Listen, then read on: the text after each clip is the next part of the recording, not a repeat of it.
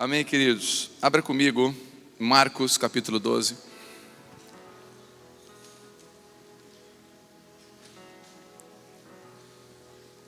Quero abençoar os irmãos que nos acompanham pela internet.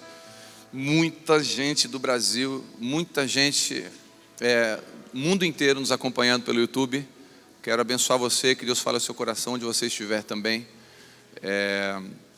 Que a unção dessa casa possa cobrir você nessa sala, onde você estiver com seu celular, que Deus possa falar com você poderosamente em nome de Jesus. Em todas as nações você pode ser tocado aí. Marcos capítulo 12, versículo 18, diz assim, versículo 18 do capítulo 12 do Evangelho de Marcos: depois chegaram os saduceus, e que pregam que não existir ressurreição. Algumas versões falam, não acreditam que existe ressurreição, com a seguinte pergunta: Mestre, Moisés nos deixou escrito que se um homem morrer e deixar sua esposa sem filhos, o irmão dele deverá casar com a viúva e gerar filhos para ele. Ora, havia 7 irmãos. O primeiro casou-se e faleceu, sem deixar filhos. Então o segundo desposou a esposa, mas também morreu sem deixar descendentes. O mesmo ocorreu com o terceiro, e dessa forma nenhum dos 7 irmãos deixou filhos. Finalmente faleceu também a mulher. A pergunta: na ressurreição, de quem essa mulher será esposa? Haja visto que os 7 irmãos foram casados com ela. Então Jesus respondeu: errais. Algumas versões falam, não é sem motivo que vocês erram tanto, por não conhecer as Escrituras e o poder de Deus. Aí, amém? Vamos orar? Feche seus olhos um pouquinho. Dá uma ordem para a sua alma, para ela se acalmar. Manda a perna parar de balançar. Quieta teu coração. Pai, em nome de Jesus, fala com a gente esta noite.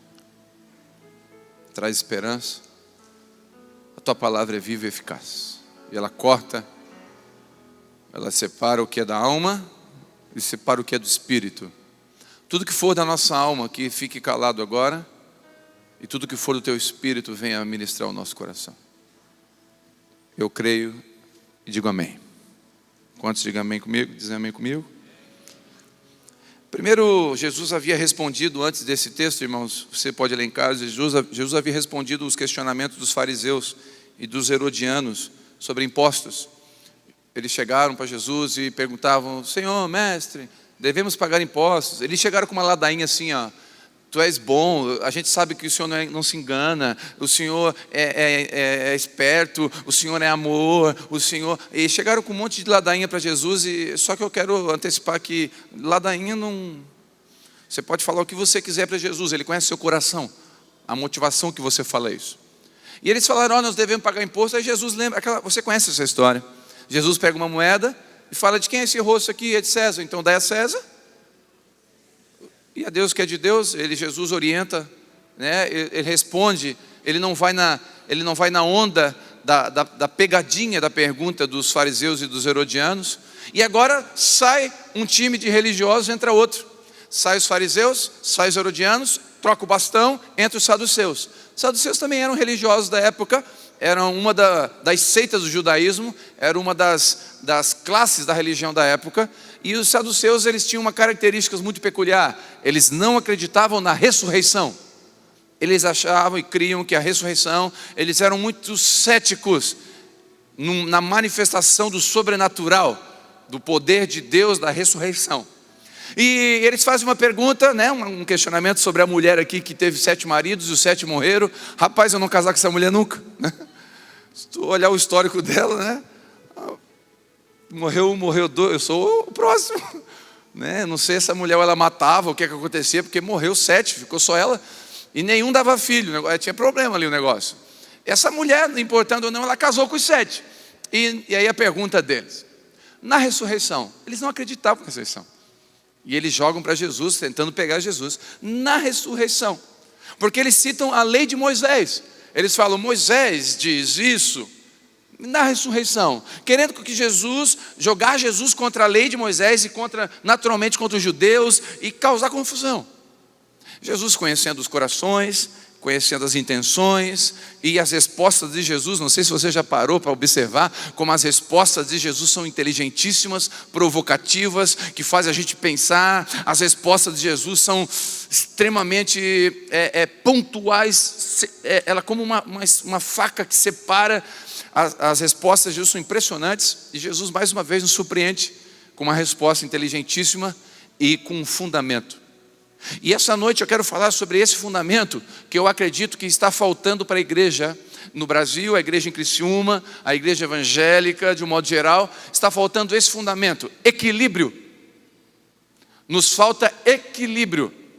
As pessoas perguntam qual o nosso propósito, pergunta para a Vivi, pergunta para mim, qual o nosso propósito como igreja. Vocês querem ter uma igreja com quantos membros? Vocês querem ter uma igreja com qual tamanho? E a nossa resposta desde o início, quando tinha 17 pessoas, era a mesma: nós queremos ter uma igreja saudável. Nunca nos preocupamos se era com 17 ou com 4 mil, nunca foi essa preocupação. Foi com a saúde da igreja, ou seja, com equilíbrio. Porque tudo que é extremo é perigoso. Extrema direita é perigosa, a extrema esquerda é perigosa. Existe um equilíbrio, existe um lugar. E esse lugar, Jesus está ensinando nessa frase: vocês erram. Tem coisas que fazem vocês tropeçar. Vocês pisam em coisas. Vocês tropeçam em coisas. Vocês cometem erros porque vocês não conhecem duas coisas. Vocês não conhecem as Escrituras. Primeira coisa que ele fala. Porque depois o texto continua dizendo que ele responde: no céu ninguém se dá em casamento, são como anjos. Ele responde: lá no céu não vai ter casamento. Não vai ter, minha esposa, meu marido, não vai ter isso. Então Jesus, vocês não leram, vocês não conhecem. Está escrito que no céu ninguém se dá em casamento. Ou seja, errais e vocês tropeçam e vocês cometem erros por não conhecer as Escrituras.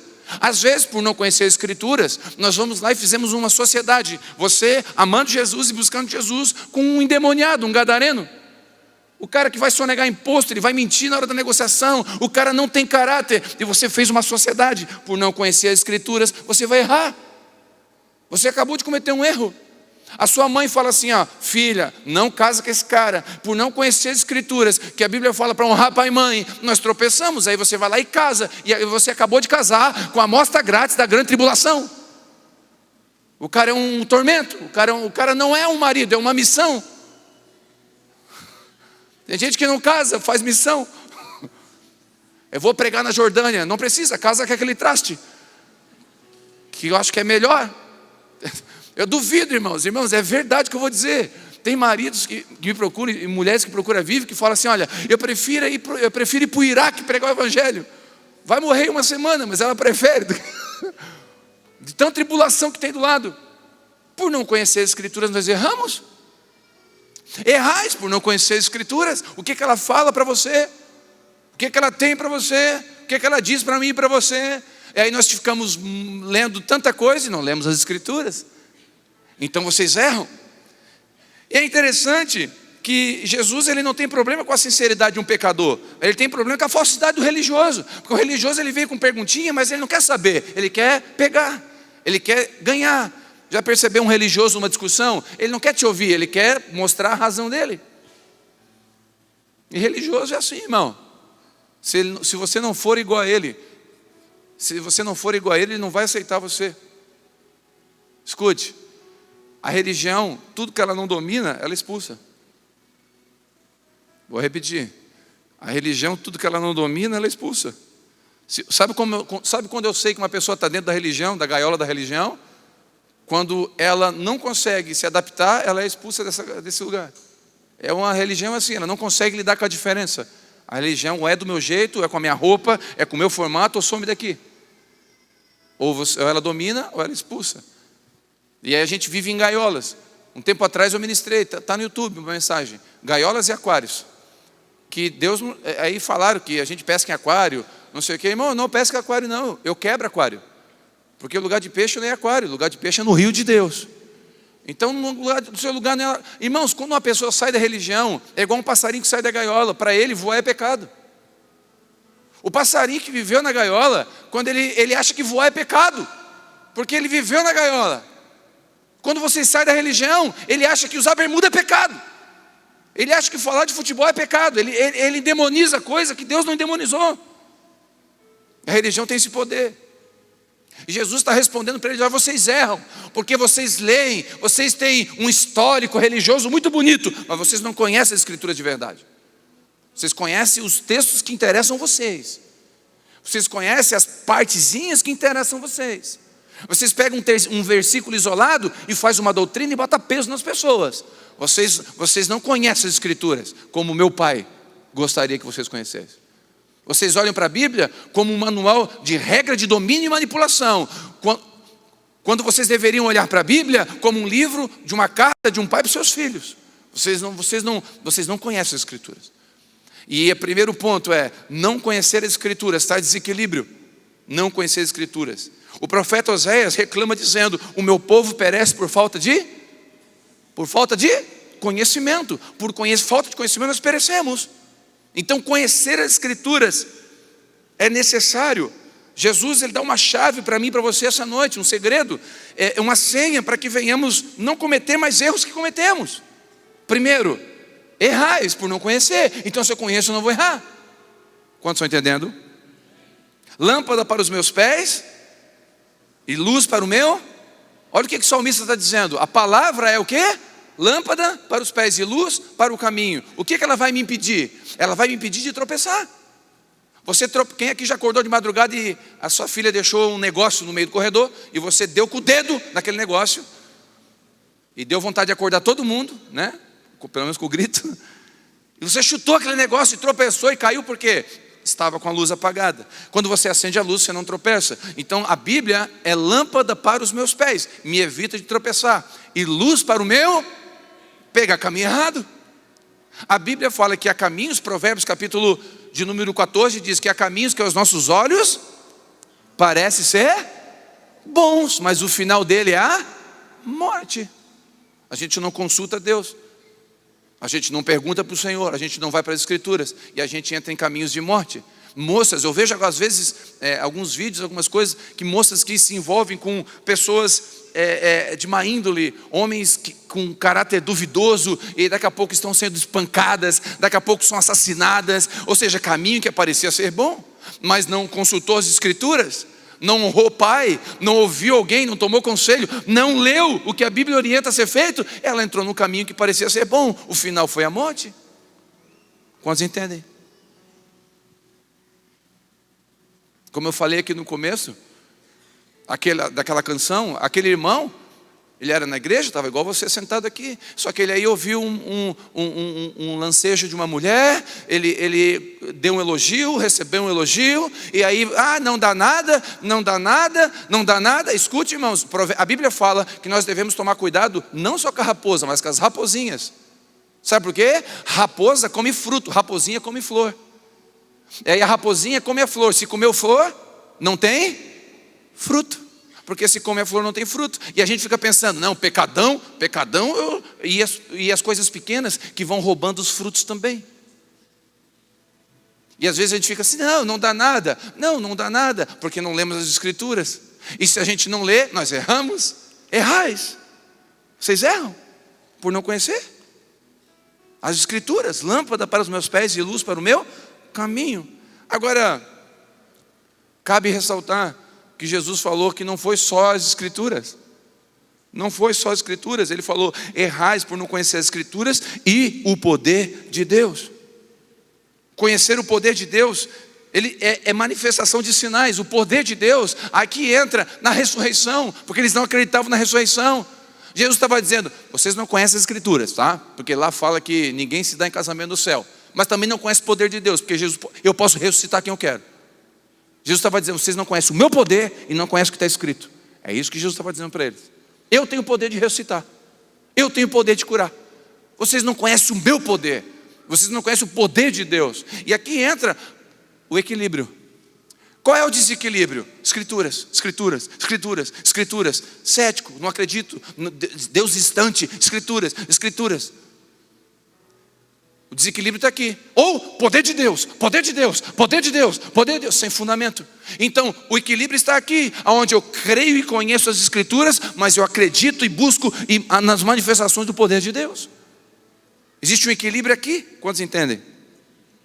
O poder de Deus se manifesta em sinais, numa cura, num milagre, na mãe que era estéril, agora deu filho, no casamento destruído, restaurado. Isso é o poder de Deus. Enfermidades que vão embora, mentes perturbadas que tomam juízo, isso é o poder de Deus. Não tem pregação, não tem sermão que consola ou que pode fazer um milagre. Não é o sermão que faz um milagre. O que faz o milagre é o poder de Deus. O Evangelho é o poder de Deus. E o poder de Deus de tocar, de curar, de transformar, de fazer coisas que só o conhecimento das Escrituras não trazem. E deixa eu abrir um parênteses aqui. Nós temos hoje aí, eu acredito no equilíbrio. Existe hoje aí um movimento no Brasil e no mundo, e um movimento cada vez mais forte, e eu fico feliz, que é o movimento dos irmãos que amam a Bíblia, são os ditos reformados, homens que buscam conhecer as Escrituras, e que maravilha, e uma salva de palmas e glória a Deus pela vida deles, e bênção demais. Mas, por outro lado, eles estão se tornando céticos, chatos, insuportáveis, detentores da verdade, colocam todo mundo no inferno, decide quem vai e quem não vai para o céu, estão se tornando religiosos desequilibrados. Nós temos do outro lado os irmãos carismáticos, pentecostais, que amam o Senhor, que são apaixonados, que choram, que abraçam, que evangelizam, que dão comida para o pobre, que vão no presídio, e glória a Deus, e aleluia, e manto, e deixa o menino rodar. É verdade, glória a Deus, verdade. Mas também não tem fundamento nenhum, não conhece as Escrituras, não anda pela palavra, abandona o caráter, abandona raízes. Então tem um equilíbrio aqui, onde eu conheço as Escrituras, mas eu também acredito e conheço e busco o poder de Deus. Onde existe um equilíbrio entre a razão e as lágrimas. Irmãos, tem coisas que é o poder de Deus. É o poder de Deus. Semana passada aqui, uma irmã deu testemunho, ela ia fazer uma cirurgia no joelho, menisco, não sei o quê. Ela veio no culto, botou a mão na hora da oração e foi curada. Não precisa fazer cirurgia. O nome disso é poder de Deus. É o poder de Deus. Um homem me procurou, falou: pastor, eu sou viciado em cocaína, eu preciso ser liberto, ora por mim, eu orei. Ele procurou de novo e disse: pastor, eu fui liberto. Não tem como explicar isso. Isso não é um conhecimento da Escritura, é o poder de Deus. Eu lembro quando, aquele momento que eu e minha esposa estávamos longe um do outro, eu lembro que eu fui para o trabalho um dia difícil para ela, difícil para mim, um dia difícil, ao horário de meio-dia eu não comi nada, eu fui para o carro no meu trabalho, e eu entrei no meu carro, e eu estava tão triste, angustiado, que eu fiz uma posição fetal no carro, e eu comecei a chorar, tentando falar com Deus, porque tem momentos que na nossa oração nem sai, a gente vai falar o quê? Está doendo, sabe dizer mais nada.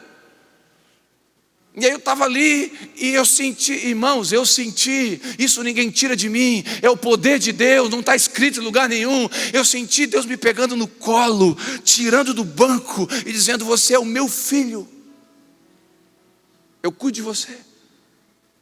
Pode estar doendo o que for, sente a minha presença agora. E a presença de Deus é a presença de Deus. A presença de Deus você não explica, você sente. Eu estava no trabalho uma vez, um colega de trabalho me questionou, ele era ateu, e ele falou para mim: eu sou ateu. Eu falei: legal. Não vai pregar para mim? Eu falei: não. Mas eu sou ateu. Legal, o problema é teu. Prega para mim, prega, me convence. Eu falei: não tem te convencer de nada. Tu está tendo uma oportunidade de pregar para mim, cara. Aí eu falei: meu Deus, que chato. Acho que é ateu mais crente. O ateu crente evangeliza. O ateu evangelista. Eu falei, eu tinha uma laranja na mesa, eu descasquei a laranja, ele ficou me olhando. Peguei um gomo. Gostosa essa laranja, né? Não sei, não me deu nenhum pedaço ainda. Você não sabe se é gostosa porque você não experimentou. Por isso que você não conhece e não acredita em Deus. Você ainda não experimentou a presença dele. No dia que você experimentar, você vai entender que é delicioso. Passou uns 3 meses, ele foi no culto de um amigo dele, convidou ele. Fizeram o apelo, ele foi para frente chorando. Chegou no trabalho, primeira coisa que ele veio, me deu um abraço e falou: eu experimentei a laranja. Ele existe. Esse é o poder de Deus. Esse é o poder de Deus. É o poder de Deus que transforma um homem agressivo em um homem amoroso. É o poder de Deus. É o poder de Deus que resgata uma mulher e um homem do mundo das drogas ou da prostituição e faz dela uma mulher e um homem de honra. É o poder de Deus. E Jesus está dizendo para os saduceus: vocês erram, porque vocês não conhecem as Escrituras e vocês também não conhecem o poder de Deus. Vocês não sabem o poder que eu tenho. Você não sabe o que eu posso fazer e vocês erram por isso. Jesus estava ensinando que existe um lugar de equilíbrio.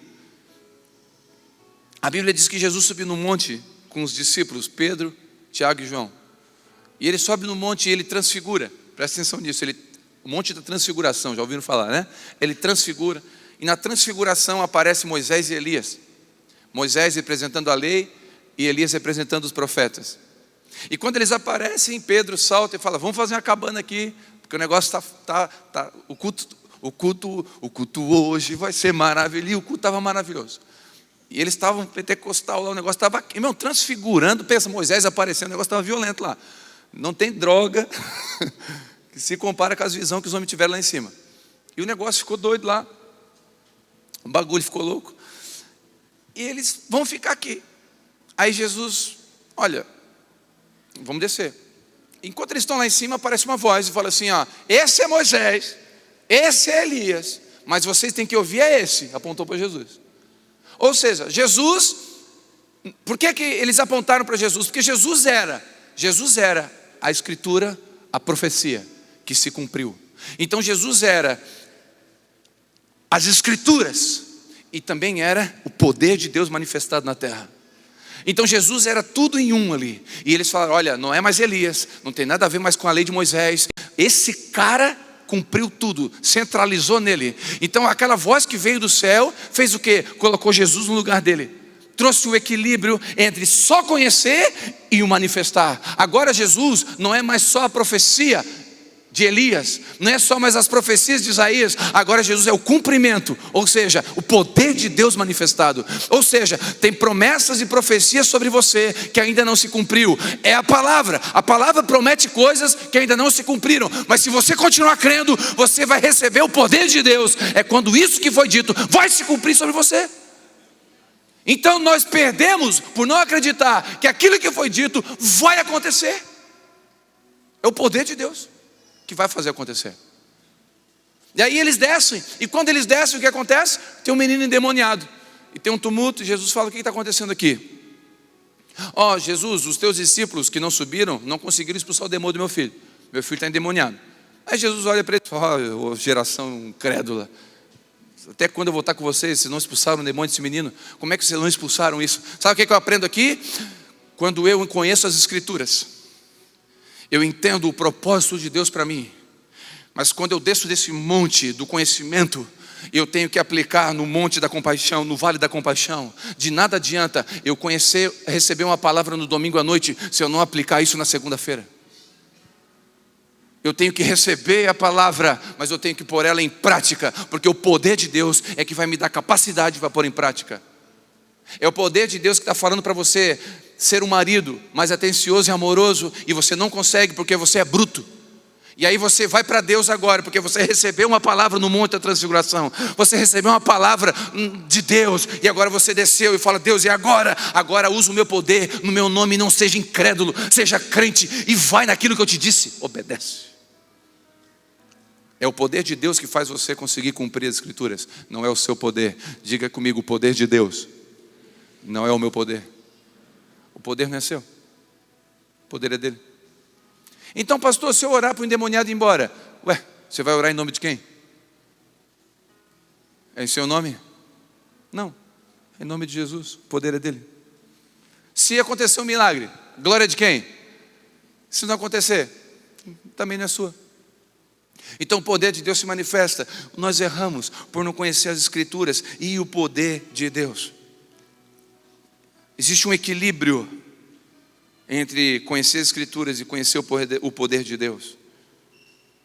E uma das coisas que eu aprendo, e aqui entra uma guerra minha e sua, não sei você, mas é uma guerra da maioria de nós. Nós limitamos o poder de Deus porque comparamos o poder de Deus com a nossa vida. Vou repetir. Nós limitamos o poder de Deus porque comparamos o poder de Deus com as nossas limitações. Nós achamos que não vamos conseguir porque colocamos o poder em nós mesmos. E aí eu entro de um texto que, se você não lembra, eu quero trazer a memória para você. A Bíblia fala em Tiago. Deixa eu achar aqui para ler para você. Tiago, presta atenção. Tiago capítulo 5, versículo 17.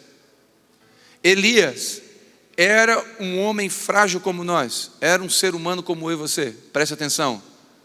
Elias era um homem frágil como eu e você. Era um homem, era gente. Ele orou fervorosamente. Essa palavra fervorosamente significa orou com fé. Ponto. Orou crendo. Elias era um homem igual a você, gente igual a você. Ele orou com fé, fervorosamente, rogando para que não chovesse. E não choveu sobre a terra durante 3 anos e meio. Então fez outra oração, e os céus derramaram água sobre a terra e produziu frutos. Sabe o que eu aprendo aqui? Elias, sendo um homem como nós, sujeito às mesmas paixões, sujeito aos mesmos erros. Elias enfrentou 450 profetas de Baal e teve medo de uma mulher chamada Jezabel. O cara enfrentou 400 homens e uma mulher chamada Jezabel botou ele num buraco. Sabe o que eu aprendo aqui? Às vezes nós vencemos batalhas lá fora e perdemos dentro de casa. Vencemos diante dos homens e perdemos diante dos nossos filhos. E isso nos traz uma ideia de que como que eu vou orar para que Deus faça alguma coisa se eu perco em coisas pequenas? Eu até sou um homem que tem um nome, tem até sobrenome, mas quem me conhece de perto, como Naamã, sabe que eu sou leproso. E aí com que moral eu vou falar em casa? Lá fora as pessoas me ouvem porque não me conhecem, mas quem me conhece não me ouve. E Elias era um homem assim. Elias era sujeito igual eu e você. Às vezes, irmãos, a gente perde algumas batalhas, que é vergonhoso. É vergonhoso algumas batalhas que nós perdemos. Eu falo, meu Deus, eu acho que eu não me converti. Eu tenho que voltar no ventre da minha mãe, nascer de novo. Eu tenho que fazer alguma coisa. Porque, meu Deus, como que eu cometi isso? Como que eu fiz isso? É decepcionante. Contei aqui num culto dos homens. Eu estava saindo de casa com o carro. E eu falei, bota a menina no cinto. Bota a menina no cinto, eu estava na garagem. Bota a menina no cinto, a pequena. E aí fala, entra, calma, bota. E eu falei, acho que botaram, né? Quando eu vou sair na garagem, a minha filha pequena vem aqui na frente, mete a mão em mim aqui. E naquele ímpeto italiano que habita em mim, naquilo que eu ainda não venci, que eu achava que está totalmente morto, e a gente não vigia, e no momento de aquilo que eu queria fazer eu não faço, e o que eu quero fazer, não quero fazer, acabo fazendo, e eu botei a mão no peito dela e empurrei para trás. Só que é uma menina de 4 anos. Ela caiu assustada, e botou a mão no peitinho.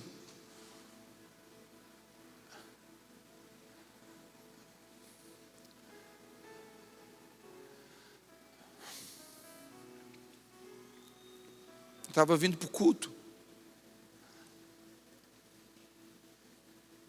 Eu não vou pregar mais, eu pensei comigo. Como é que eu vou vencer uma guerra lá se eu perdi aqui? Deus não vai me ouvir. Ele não vai falar através de mim, hoje não. Sabe por quê? Porque a gente acha que Deus fala através de nós quando a gente está bem. A gente acha que é bondade nossa.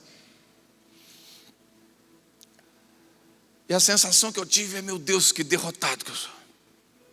20 anos de conversão, não era mais para fazer isso. E a minha esposa, com um olhar, me reprovou. Não precisou falar nada.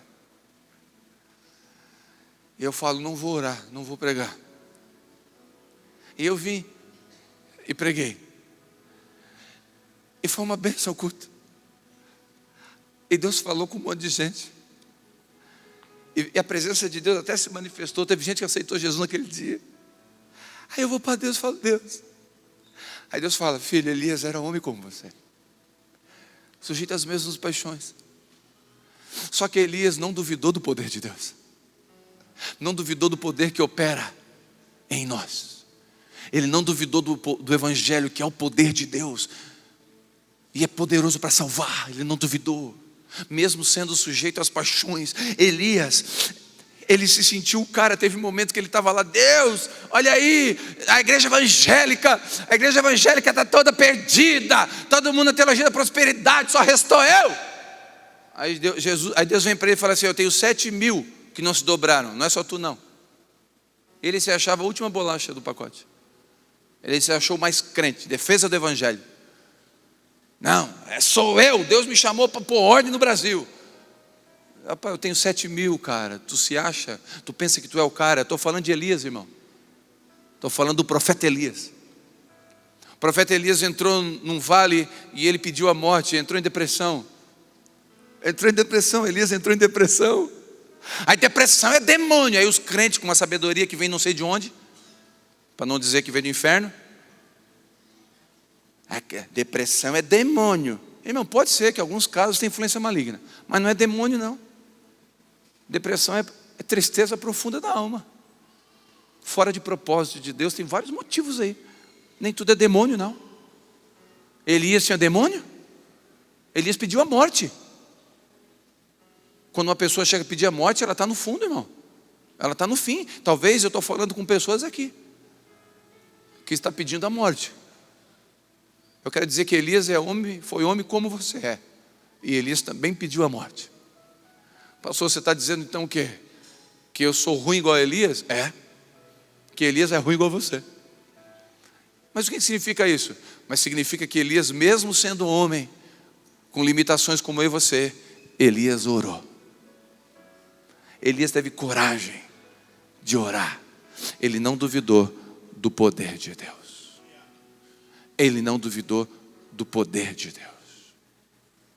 E sabe o que Deus está dizendo para mim e para você essa noite? Filhos, conheçam as Escrituras, por favor, para vocês não errarem e não tropeçarem em coisas que não precisam tropeçar. Mas acreditem no meu poder. Eu tenho o poder de trazer o seu filho de volta das drogas.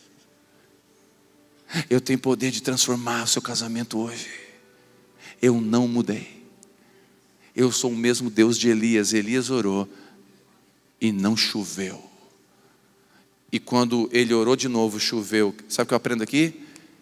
A Bíblia fala que a terra deu o seu fruto. É o céu que manda a ordem para que a terra dê fruto. Nós não oramos para a terra, nós oramos para o céu. Nós não oramos para as coisas acontecerem aqui, nós oramos para o céu. E é o céu que diz o que acontece aqui. Sabe o que Deus quer de mim e de você essa noite? Que a gente creia, que a gente ore. Você pode sair daqui hoje experimentando a laranja. Você pode sair daqui hoje experimentando o poder de Deus como você nunca. Irmãos, eu vou dizer, a presença de Deus, quando ela vem, ela constrange. Às vezes ela não precisa de barulho. A presença de Deus, quando ela vem, e a presença de Deus não dá para escrever. Como é que se escreve? A presença de Deus, ela é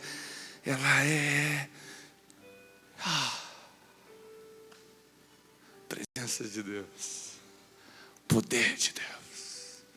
Explica o poder de Deus? Não. Experimente o poder de Deus. Não se explica. E essa noite, eu não quero apelar para que nós podemos estudar as Escrituras aqui. Maravilha. Mas eu vou deixar para a Escola Bíblica Raiz na segunda-feira, quando começar. Você tem a sua casa para ler. Você tem livros maravilhosos para estudar, eu quero te abençoar para isso. Mas hoje, aqui, nós vamos crer no poder de Deus. Nós vamos orar pelo poder de Deus, pela presença de Deus, algo real. Tem pessoas que estão aqui hoje, que faz tempo que não sente a presença e o poder de Deus. O poder de Deus vai tocar em você essa noite. Vamos ficar de pé, quero orar com você.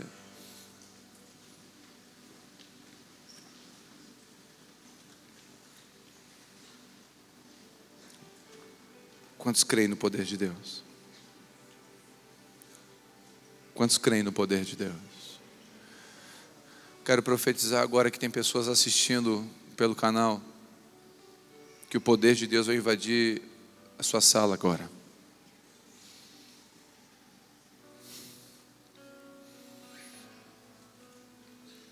Quero profetizar. O Espírito Santo mostra, tem alguém, uma pessoa está acompanhando a gente pelo canal. Uma mulher está acompanhando a gente pelo canal. Seu marido saiu de casa essa semana. O Senhor manda te dizer, você vai orar agora junto conosco aqui. E até sexta-feira que vem agora ele vai voltar. Ele vai voltar e Deus vai começar um processo de restauração na sua casa. Porque o poder de Deus é de verdade. Existe o poder de Deus e nós cremos nele. E você que está aqui essa noite, você se sente indigno de orar. Elias também não era digno e era gente igual você. Mas mesmo assim Elias orou. Eu quero que você ore agora. Quero que você ore. Eu quero que você fale com Deus e você entre num lugar de crer agora. Mas eu quero que você não fale nada com Deus além de Deus, teu poder, tua presença, é o que eu preciso sentir, é o que eu preciso experimentar essa noite. É o teu poder, é a tua presença, é o poder da oração. Então creia na oração. Eu profetizo que enquanto você ora, os céus vão liberando chuva para que a terra dê fruto. Você crê nisso? Enquanto você ora, o céu libera chuva na sua casa, na sua vida, para que a terra dê fruto. E a surpresa de Deus vai vir amanhã de manhã. Porque o fruto vem no tempo de Deus e da maneira de Deus, mas você vai ser surpreendido.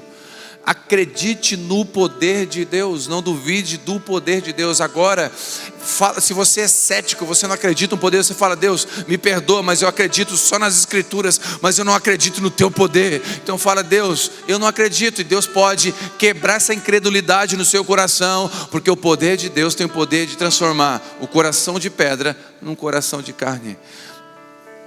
Pai, em nome de Jesus, essa noite não é pelo barulho, é pela fé. Você talvez vai orar pelo seu irmão incrédulo que está desviado, e ele vai mostrar um sinal, porque Deus vai tocar nele, porque é o poder de Deus. Nós temos que ser uma igreja equilibrada, onde caminhamos entre as escrituras e o poder de Deus. E eu profetizo sobre a sua vida esse equilíbrio, as escrituras e o poder de Deus. Pai, em nome de Jesus, eu oro agora para esse homem que tenta mudar como homem, tenta mudar como pai e não consegue. O poder de Deus pode transformá-lo agora. O poder de Deus pode tocá-lo agora. Sim, Senhor, essa mulher que luta com a mente, com guerras na mente, eu profetizo: o poder de Deus pode vir na mente e trazer equilíbrio nessa mente. Sim, Deus, relacionamentos pais e filhos quebrados, o poder de Deus pode vir convencer aquele que deve voltar para casa, voltar para os pais, trazer equilíbrio. Em nome de Jesus, Senhor, que nós possamos descer do monte agora, descer do monte e crer que Deus pode nos usar, e crer que Deus pode fazer. Pai, em nome de Jesus, aquele que entrou aqui, talvez como Elias, depressivo, eu profetizo em nome de Jesus que você não é depressivo, você é um profeta. Você não entendeu? Você não é depressivo, você é um profeta. Então esse lugar de depressão é um lugar temporário. Deus está tirando você daí hoje e está dizendo: eu vou usar a sua boca em nome de Jesus de novo. Os seus ouvidos estão sendo destapados para que a sua boca volte a falar. Eu quero chamar à existência os profetas de Deus que estão aqui nessa casa. Eu chamo à existência os profetas, as águias, as mulheres e homens de Deus. Que Deus abra de novo os ouvidos sensíveis e o espírito da profecia comece a conduzir você de novo, para que você volte a trazer vida em lugares que precisam de vida. Você vai profetizar chuva sobre vida de pessoas e a chuva virá, porque Deus vai ouvir. Assim como Elias era homem sujeito às paixões e Deus ouviu Elias, Deus vai ouvir você também. Não pense que é pelo seu mérito, é pela vontade dEle, e o poder dEle e do nome dEle, então somente dEle. Em nome de Jesus, os chamados, as vocações, os dons, os ministérios que estão aqui essa noite sejam reativados, reanimados. Volte a crer nas Escrituras e no poder de Deus. Volte a crer. Eu quero profetizar experiências. Você vai fazer uma oração, segundos depois o telefone vai tocar daquilo que você orou. Eu profetizo experiências com Deus de novo. Eu profetizo Deus pegando você no colo e você sentindo Ele pegar você. Talvez você está aqui essa noite e você está com dores enormes, porque coisas machucaram você. Sinta Deus abraçar e pegar você no colo hoje, porque é uma experiência única. Experimente a laranja, experimente a presença de Deus.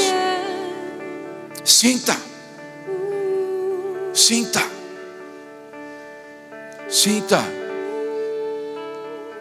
creia. Ele ainda é. Ele é o mesmo que tocou em você naquele retiro, que você deitou no chão e chorou por horas. É o mesmo Deus que convenceu você.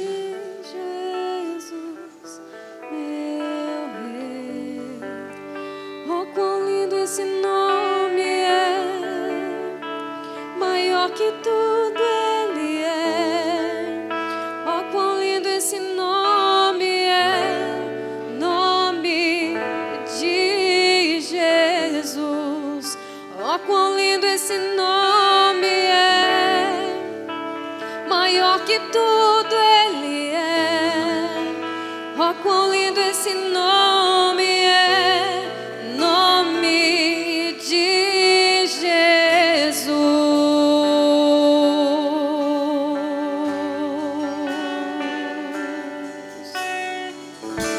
Deixou o céu para buscar-nos, veio para nos resgatar.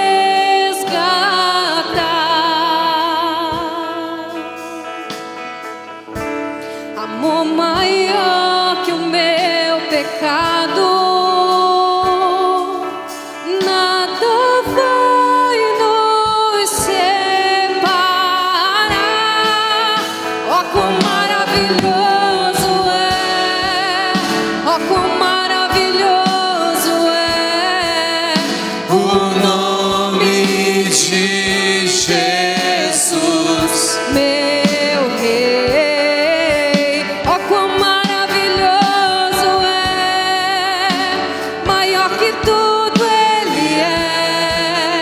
Oh, quão maravilhoso é o nome de Jesus. És invencível. A morte vencestes, o véu tu rompestes, a tumba vazia agora está. O céu te adora, proclama a tua glória, pois ressuscitaste. Ele ressuscitou.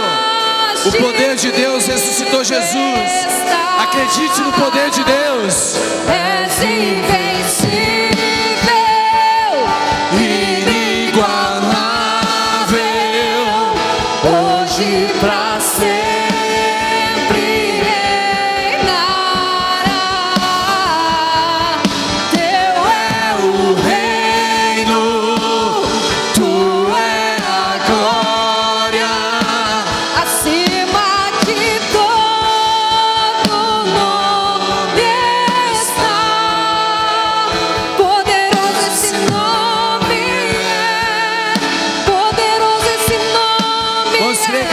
poderoso.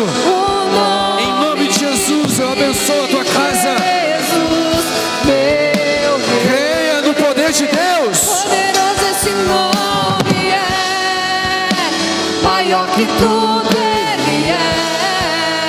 Poderoso esse nome é, nome de Jesus. Eu profetizo equilíbrio sobre você. Eu quero profetizar equilíbrio sobre essa igreja, sobre essa casa. Os irmãos que estão visitando a gente, que são de outro ministério, eu quero abençoar equilíbrio sobre o seu ministério. Você que nos acompanha, não importa a denominação que você é, eu profetizo equilíbrio sobre você. As escrituras e o poder de Deus. Os sinais acompanham os que creem. Quantos creem? Os sinais acompanham os que creem. Quantos creem? Se você crê, não é pela sua bondade, mas os sinais acompanharão você. Você vai ver maravilhas acontecendo.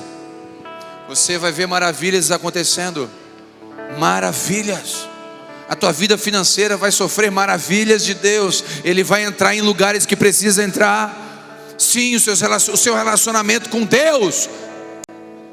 Você vai ver sinais de Deus. Quantos recebem isso? Quero ser obediente à voz do Espírito. Enquanto o Telmo estava falando, eu lembrei que alguns anos atrás eu tive um sonho. E nesse sonho, eu acredito muito que Deus fala conosco através de sonhos. Muito. E eu particularmente, eu tenho isso muito forte dentro de mim. Geralmente Deus fala comigo através de sonhos. E eu sonhei que nós estávamos numa rótula aqui na Próspera. E estavam as mulheres da igreja, as que estão na frente. E eu sonhei que nós estávamos reunidas numa reunião de mulheres numa rótula daquelas. E nós éramos gigantes nessa rótula, nós éramos muito grandes. E eu lembro que no sonho eu olhava para uma das mulheres que estava do meu lado, ela estava totalmente transformada, diferente, ela estava mais bonita. E num outdoor perto ali, estava escrito assim, press out. Gente, eu não falo inglês, como que eu vou sonhar com uma palavra em inglês? Quando eu fui pesquisar o que significa press out, é pressionando para fora. E o sonho acabou. E eu falei, meu Deus, o que é que significa esse sonho? Nós ainda estávamos, eu acredito, nos reunindo no hotel.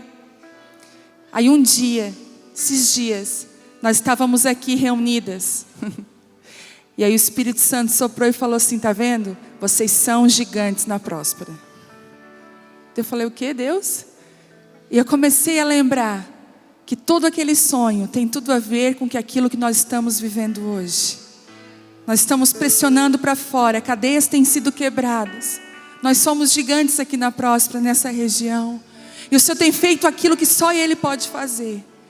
E enquanto eu estava ali, eu lembrei desse sonho, que são coisas que só o poder de Deus pode fazer. A Bíblia diz que aquele que vai semeando e chorando a semente, ele vai voltar com seus feixes de trigo, com alegria. Tem algumas pessoas aqui hoje que é o seu tempo de semear e chorar. É o seu tempo de você levar a semente com lágrimas. Não é tempo de você andar com os feixes de trigo ainda, não é tempo. E quando a Bíblia diz assim, com lágrimas, é que são os tempos difíceis, são aqueles que nós plantamos. E eu quero te encorajar, que ainda que com lágrimas, não deixe de plantar, não deixe de obedecer, não deixe de fazer aquilo que Deus te mostrou. Se Ele tem te dado os sonhos e você acha tão difícil, porque parece que não combina com a sua realidade, eu te falar, aquilo que Deus sonhou para você, você nunca imaginou, nem entrou no seu coração, você jamais pensou naquilo que Deus pode fazer através da sua vida e na sua vida.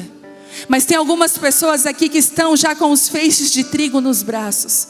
Você já tem frutos daquilo que você tem plantado, e Deus tem falado para você, pode se levantar e pode se alegrar, porque eu quero fazer algo novo através da sua alegria, do seu testemunho de vida. Eu não sei em qual situação você está nessa noite, mas Deus está falando aí para você, ei, eu vi você, eu conheço seu coração, e eu preciso tocar em áreas específicas da sua vida, para que você viva com inteireza tudo aquilo que eu tenho para você.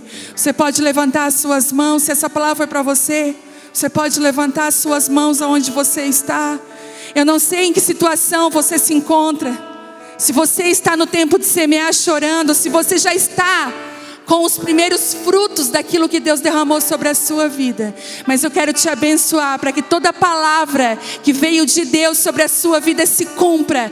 Toda palavra que veio sobre a sua casa, sobre a sua família, sobre os seus filhos, toda a saúde do Espírito sobre você, atinja com tanta graça e tanto favor do céu, em nome de Jesus. Em nome de Jesus, amém, irmãos? Quando você recebe essa palavra, se nós cremos nas Escrituras e no poder de Deus, nós erraremos menos. E eu profetizo que os sonhos de Deus, aquilo que você plantou, está plantando, você vai colher no tempo oportuno. Creia no poder da palavra que Deus disse, que aquilo que planta, colhe. Essa palavra foi Deus que deu. Fique com essa palavra. Creia no poder da semente. Creia no poder da transformação da semente. Eu sempre falo, a Vivi fala isso, que uma lagarta não precisa de uma oração, precisa de um processo. Creia no processo de Deus na sua vida. Lance a semente e deixe o processo. Creia em nome de Jesus. Amém, queridos?